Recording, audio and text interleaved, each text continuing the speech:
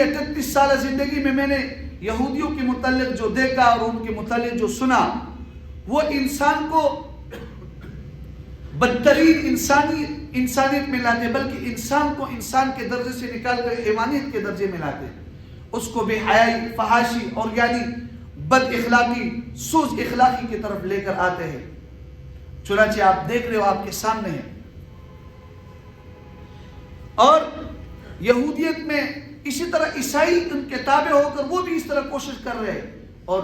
آیا روز اس کوشش میں لگے ہوئے کہ کسی طرح انسانیت کو گمراہ کریں۔ اس کے مقابلے میں اسلام یہ دعوت دیتے ہیں کہ تم مسلمان بن جاؤ، اے عیسائی ہو، اے یہودی ہو، جب تم انسان بن جاؤ گے تو ایک اعلیٰ کردار کے مالک بن جاؤ گے،